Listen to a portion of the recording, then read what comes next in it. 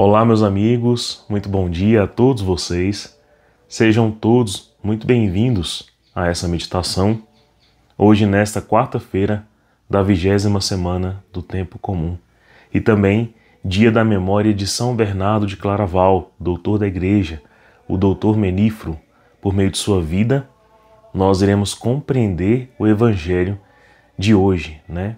Então, nesse dia também, do sexto dia da Quaresma de São Miguel, quero reforçar as intenções dessa oração por você, por sua família, por sua conversão, por nosso país. Também rezo pela minha conversão, rezo pelos enfermos, aqueles que pedem a nós orações, né? Para que o Senhor nos liberte de todos os males. Em especial, rezo pelo meu tio Mariano, que teve um AVC a semana passada, que o Senhor lhe conceda a recuperação plena e reaproxime também seu coração dos sacramentos nesse tempo tão difícil de combate espiritual também. Quero também pedir aqui pela Águida e pelo Eduardo, né, que comentaram aqui no vídeo, que Deus os abençoe e que o Senhor possa também providenciar que essa quaresma seja muito frutuosa a vocês e às suas famílias. Também quero estender a oração a todos que estão ouvindo esse vídeo, que estão aqui acompanhando no canal. Deus os abençoe, os proteja, os guarde sempre. No dia de hoje, então, nós temos uma grande lição, meus irmãos, que tanto a quaresma como a liturgia nos ensina. Ao mesmo tempo que precisamos, né, tirar a grande importância que nós colocamos a coisas supérfluas do nosso coração, precisamos também aprender a reconhecer o grande valor que existe nos tesouros do céu. Hoje, então, Jesus apresenta para a gente aquela extensa parábola na qual os trabalhadores são convidados a saírem do ócio, da solidão, do desespero, da inutilidade da vida para trabalharem ativamente na vinha e receberem ali o prêmio, a consolação de seus esforços, né? E também é a parábola do trabalhador da última hora, que na última hora foi contratado pelo Senhor Jesus e também recebeu o prêmio que lhe era devido. Então rezemos pedindo, por meio dessa liturgia, que o nosso coração seja ancorado nos céus, né? Que a nossa esperança seja sólida a esse ponto, de ancorar toda a nossa esperança, todo o nosso amor em algo muito concreto, que é aquilo apresentado por nossa fé. Então, rezemos pedindo ao Espírito Santo que ilumine o nosso coração para entender essa palavra, para acolher a vida e testemunho de São Bernardo de Claraval e também para que nessa quaresma de São Miguel nosso coração esteja mais disposto a ouvi-lo, obedecê-lo e a se santificar. Estamos reunidos em nome do Pai e do Filho e do Espírito Santo. Amém. Senhor Jesus, aqui estamos na Tua presença e vos pedimos a graça de, ouvindo a Tua palavra, dispor o nosso coração inteiramente a vós. Eu te peço, Senhor, por cada um que aqui está ouvindo essa palavra, essa meditação, mas também por mim, para que meu coração se converta a vós, para que minha alma encontre plena alegria ao que o Senhor me propõe. Quando o Senhor me tirou do ócio, me tirou do vazio, da solidão, me tirou de onde eu estava, numa vida deplorável, numa vida triste e solitária, e me colocaste diante da Tua graça, do Teu amor, da Tua misericórdia, na qual o Senhor está sempre constante e fiel. Dai-me a graça de viver para esse lugar novo que o Senhor me chamou a estar. Te peço isso por intercessão da Virgem Maria e de São Miguel. Ave Maria, cheia de graça, o Senhor é convosco. Bendita sois vós entre as mulheres, bendito é o fruto do vosso ventre, Jesus. Santa Maria, Mãe de Deus, rogai por nós, pecadores, agora e na hora de nossa morte. Amém. São Miguel Arcanjo, rogai por nós. Permaneceremos reunidos em nome do Pai, e do Filho, e do Espírito Santo. Amém. Bom, irmãos, então vamos lá. Hoje o Evangelho dá sequência, né? No capítulo 20 de São Mateus, versículos de 1 a 16. A parábola é bem extensa, mas ela é muito rica em seu sentido. E diz assim, ó: Naquele tempo disse Jesus aos seus discípulos esta parábola: O reino dos céus é como a história do patrão que saiu de madrugada para contratar trabalhadores para sua vinha. Combinou com os trabalhadores 1 moeda de prata por dia e mandou-os para a vinha. Às 9 horas da manhã, o patrão saiu de novo, viu outros que estavam na praça, desocupados. E lhes disse: Ide também vós para a minha vinha, eu vos pagarei o que for justo. E eles foram. O patrão saiu de novo 12:00, e às 3 horas da tarde, e fez a mesma coisa. Saindo outra vez pelas 5 horas da tarde, encontrou outros que estavam na praça. E lhes disse: Por que estáis aí o dia inteiro desocupados? Eles responderam: Porque ninguém nos contratou. O patrão lhes disse: Ide vós também para a minha vinha.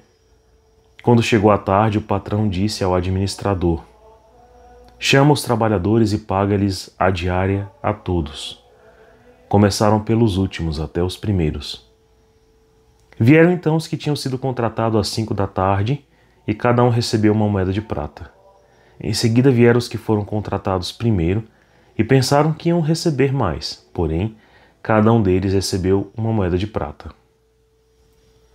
Ao receberem o pagamento, começaram a resmungar contra o patrão. Estes últimos trabalharam 1 hora só, e tu os igualastes a nós, que suportamos o cansaço e o calor do dia inteiro. Então o patrão disse a um deles: Amigo, eu não fui injusto contigo. Não combinamos 1 moeda de prata? Toma o que é teu e volta para casa. Eu quero dar a este, que me foi contratado por último, o mesmo que eu dei a ti. Por acaso não tenho o direito de fazer o que eu quero com aquilo que me pertence? Ou estás com inveja porque eu estou sendo bom? Assim, os últimos serão os primeiros e os primeiros serão os últimos. Meus irmãos, que coisa forte, magnífica.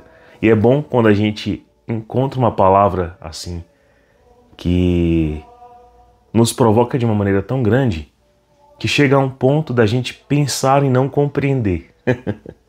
Mas aí a gente vai consultar, né, o nosso coração, a gente vai consultar o Espírito Santo, vai consultar os doutores da igreja, e aí a gente começa a entender tudo, né? Então, vários pontos nessa parábola são pontos assim para discutir retiros inteiros assim a respeito da grandiosidade dessa parábola. Mas vamos fazer de conta que em vez de ser a trabalhar na vinha, seja ir ao reino dos céus. E que cada uma dessas horas de contratação do Senhor seja ao próprio Espírito Santo, indo nos recônditos do nosso coração, passeando em nossa vida, nos fazendo compreender a necessidade de oração. Então, esta oração que pode frutificar tanto na fé, na vivência da caridade, da nossa esperança, da intimidade com Deus, da comunhão com Deus, que quanto mais perfeita, como por exemplo na Santa Missa, mais ela é capaz de me arrastar, me purificar, me conduzir para a verdadeira comunhão com Deus. Então, quando é que começa esse processo de conversão do homem que o leva, que o arrasta para os céus, né? Cedo e por iniciativa de Deus. E a parábola encaixa perfeitamente. Então, cedo, né, de madrugada, o patrão saiu à procura de trabalhadores para a sua vinha, para contratá-los. E não é assim que Deus faz, né, conosco? Cedo, né, Ele procurou a gente. E você pode começar a pensar assim: quando foi o primeiro chamado de Deus em meu coração? O primeiro chamado tenha sido talvez antes até do nosso nascimento, mas na nossa concepção, quando ali foi infuso em nós uma alma, dado para nós a vida, quando fomos tecidos no ventre da nossa mãe, tudo ali nos capacitava já para o amor, para o conhecimento dele. Ele nos deu ouvidos para ouvir a boa palavra, nos deu olhos para ver a beleza de seu coração, nos deu todos os dons possíveis, né? E aquilo foi sido tecido no ventre de nossa mãe. Então, se já há ali um lugar para receber, é porque há algo para dar. Esse algo para dar é o próprio Deus dando a nós, já no ventre de nossa mãe, a oportunidade de conhecê-lo. E aí nascemos. E depois fomos chamados logo ao batismo, né? Aí você vai parar para perceber assim que muitas coisas poderiam atrapalhar esse processo.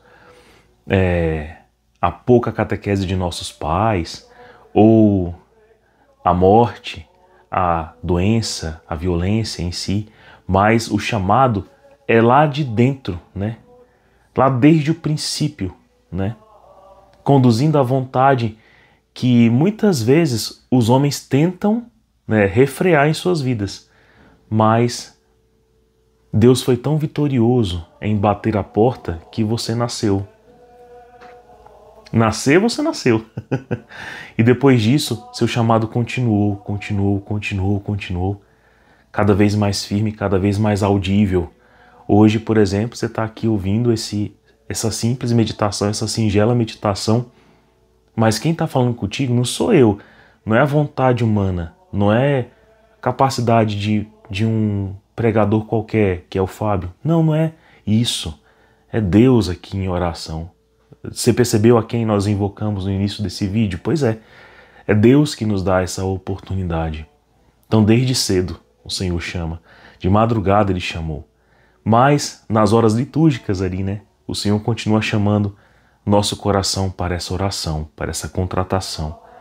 Então, de madrugada ou às 6 da manhã, depois às 9, depois às 12 horas, depois às 15 horas da tarde. E depois Ele saiu às vésperas, 1 hora antes de acabar o tempo de uma vigília, que às 18 acaba uma vigília completa, né? E é por isso que a igreja tem essas horas santas. Ela reza as laudes, as noas, depois as médias, às 15, depois as vésperas, às 18, né? Tudo isso o Senhor está contratando a gente.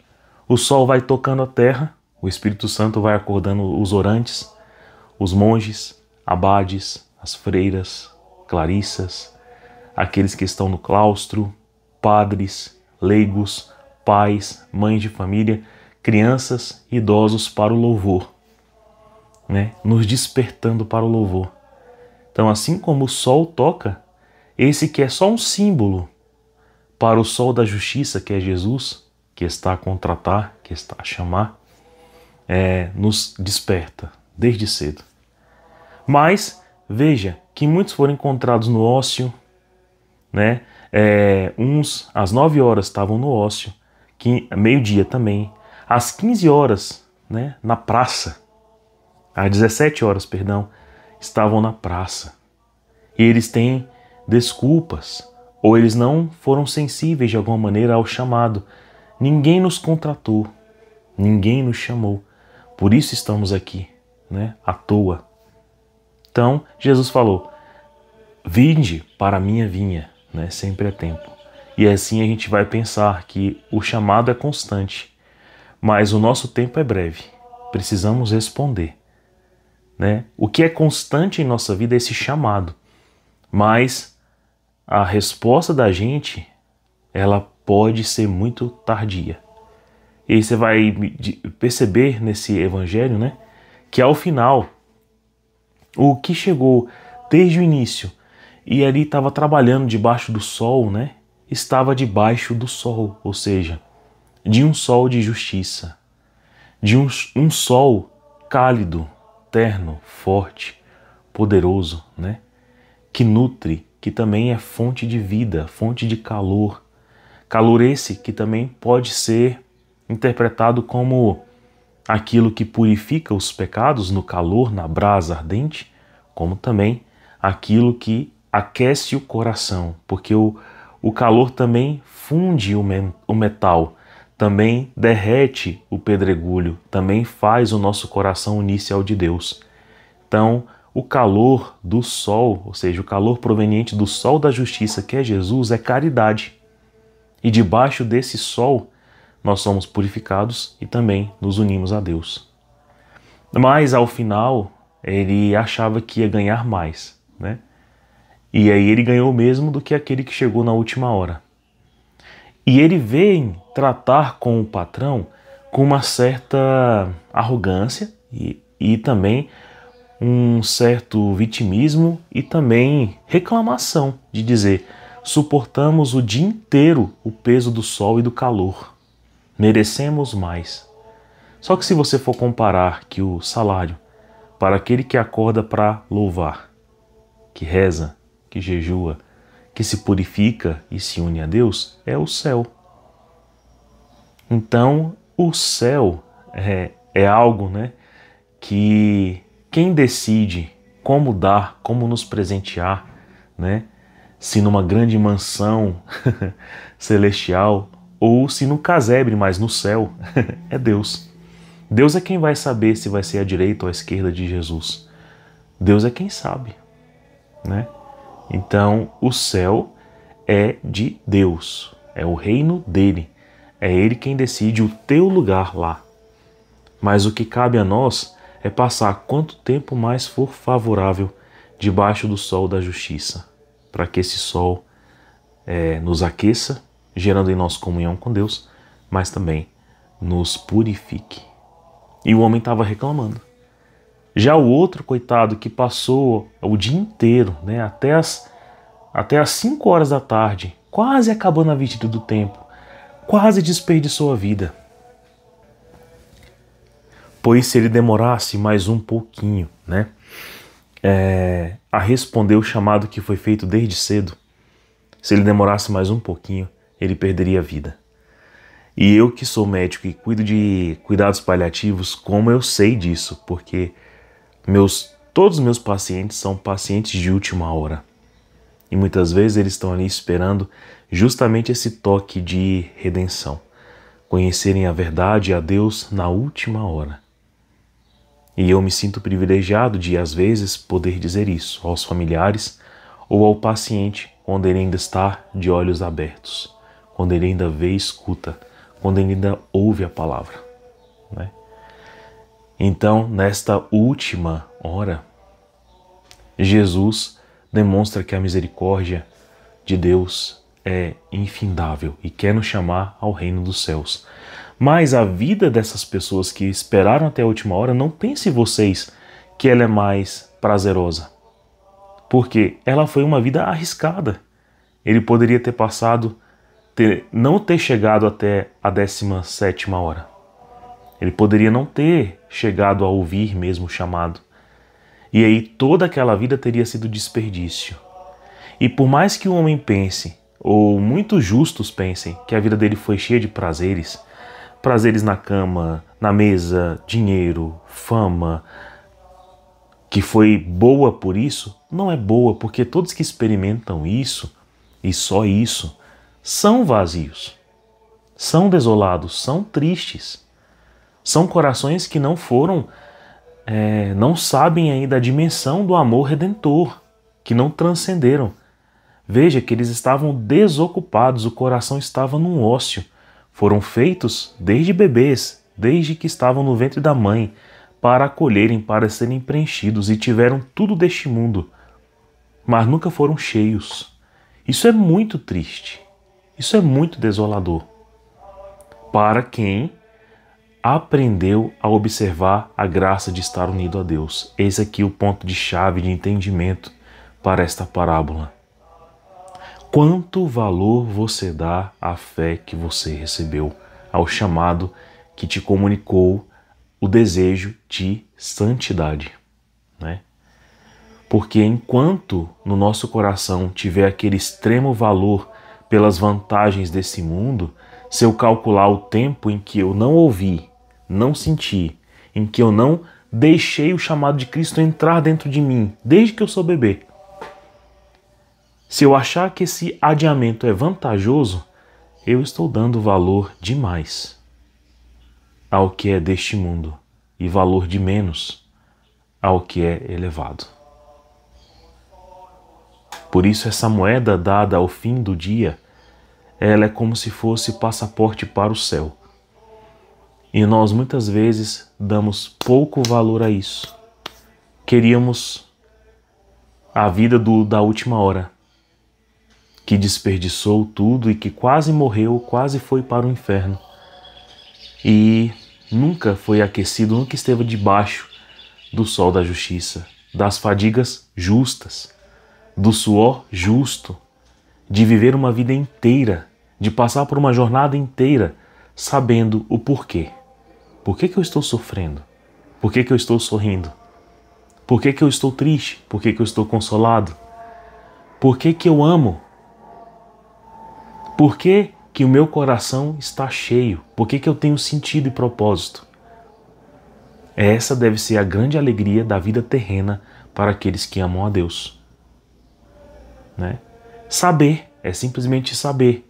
Olha, eu estou passando por esse período de prova, aprovação, de tristeza, mas meu coração é consolado em Deus, porque eu estou me unindo a Ele. E essa é a maior alegria, é a presença de Cristo. E isso não tem moeda que pague ao final.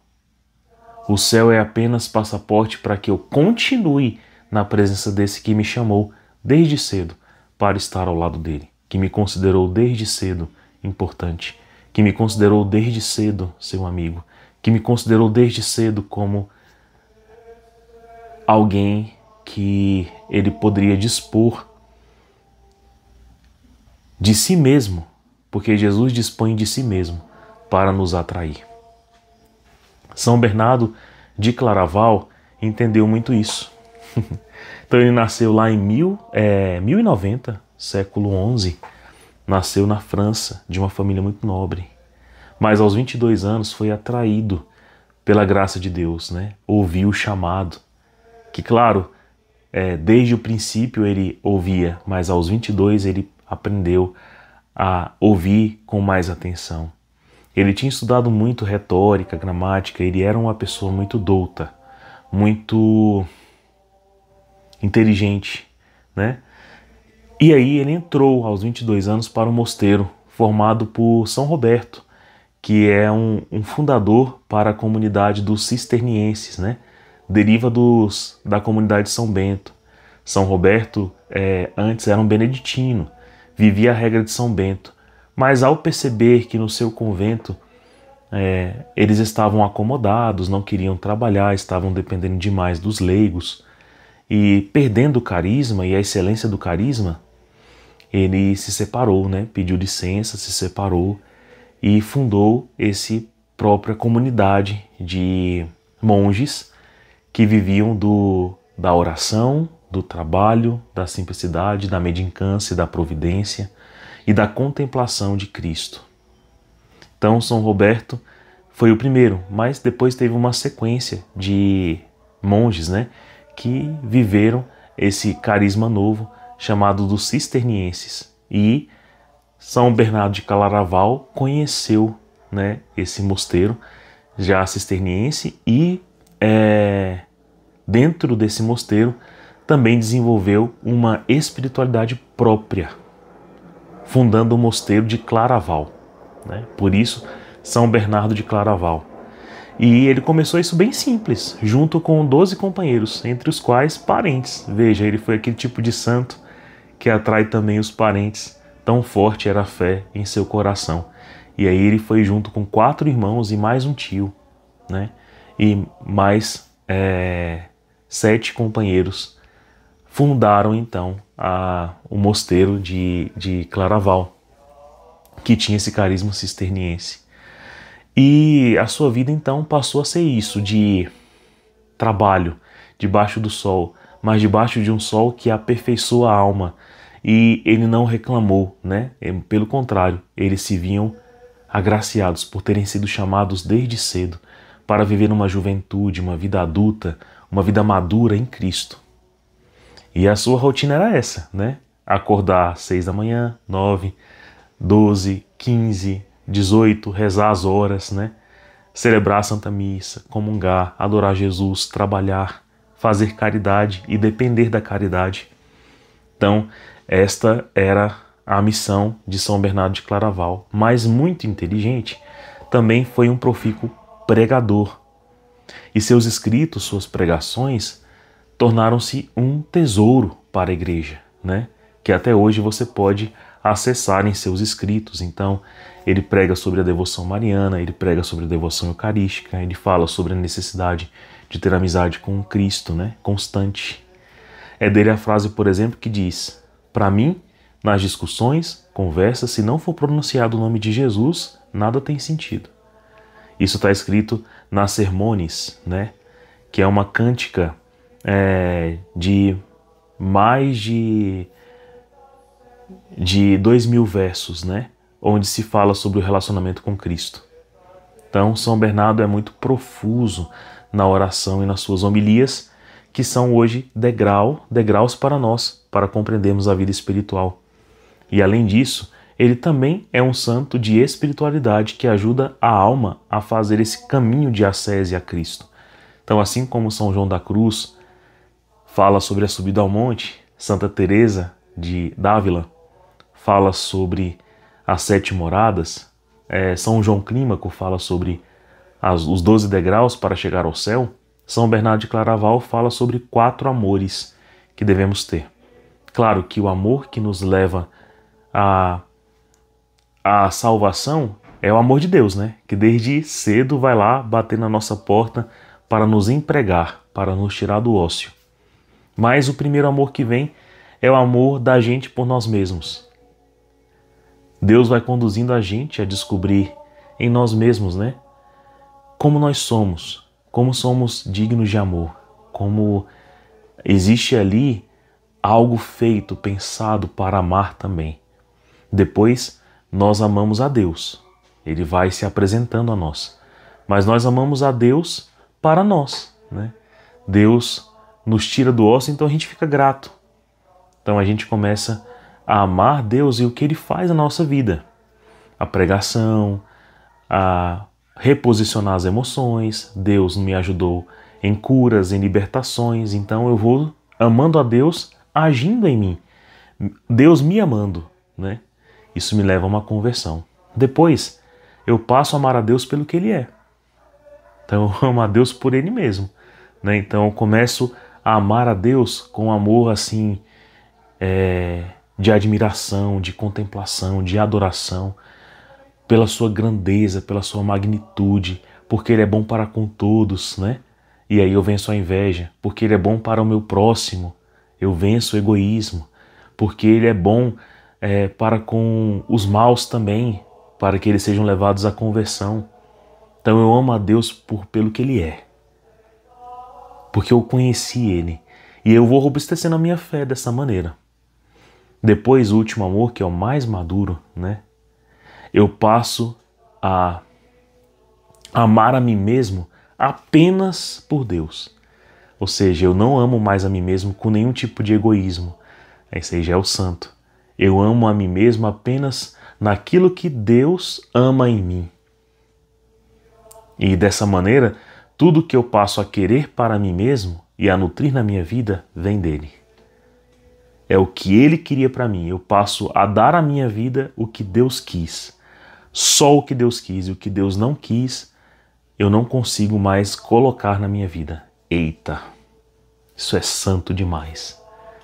Mas Ele foi desenvolvendo esses 4 degraus, né? Dizendo muito propriamente pelo Espírito Santo que cada um deles significa. Veja que coisa maravilhosa.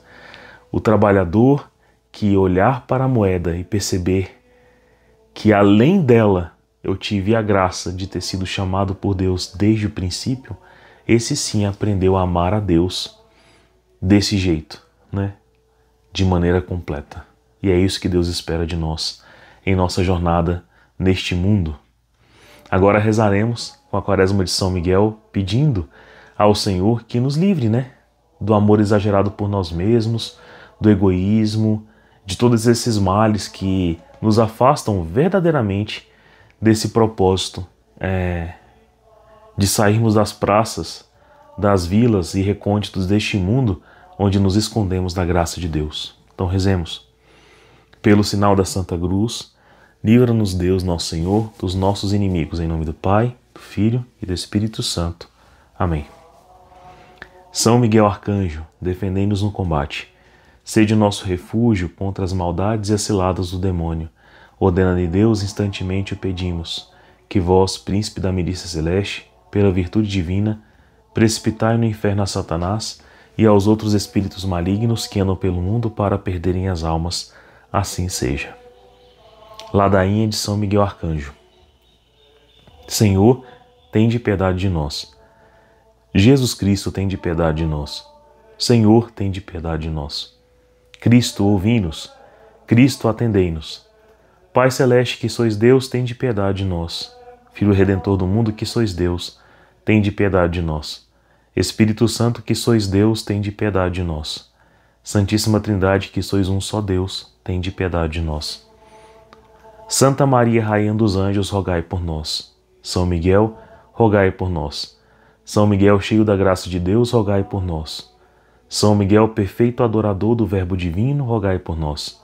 São Miguel, coroado de honra e de glória, rogai por nós. São Miguel, poderosíssimo príncipe dos exércitos do Senhor, rogai por nós. São Miguel, porta-estandarte da Santíssima Trindade, rogai por nós. São Miguel, guardião do paraíso, rogai por nós. São Miguel, guia e consolador do povo israelita, rogai por nós. São Miguel, esplendor e fortaleza da Igreja militante, rogai por nós.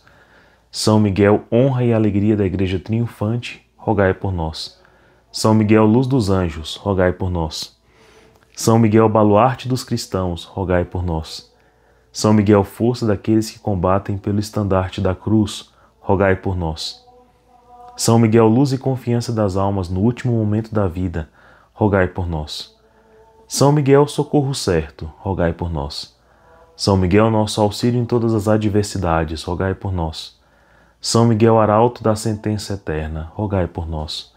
São Miguel, consolador das almas que estão no purgatório, rogai por nós. São Miguel, a quem o Senhor incumbiu de receber as almas depois da morte, rogai por nós. São Miguel, nosso príncipe, rogai por nós. São Miguel, nosso advogado, rogai por nós. Cordeiro de Deus, que tirais o pecado do mundo, perdoai-nos, Senhor. Cordeiro de Deus, que tirais o pecado do mundo, ouvi-nos, Senhor. Cordeiro de Deus, que tirais o pecado do mundo, tende piedade de nós. Rogai por nós, ó glorioso São Miguel, príncipe da Igreja de Cristo, para que sejamos dignos das suas promessas. Oremos. Senhor Jesus, santificai-nos com uma bênção sempre nova e concedei-nos pela intercessão de São Miguel essa sabedoria que ensina a juntar riquezas no céu e a trocar os bens do tempo presente pelos da eternidade, vós que viveis e reinais em todos os séculos dos séculos. Amém. Deus abençoe vocês, tenham todos um santo dia. Tchau.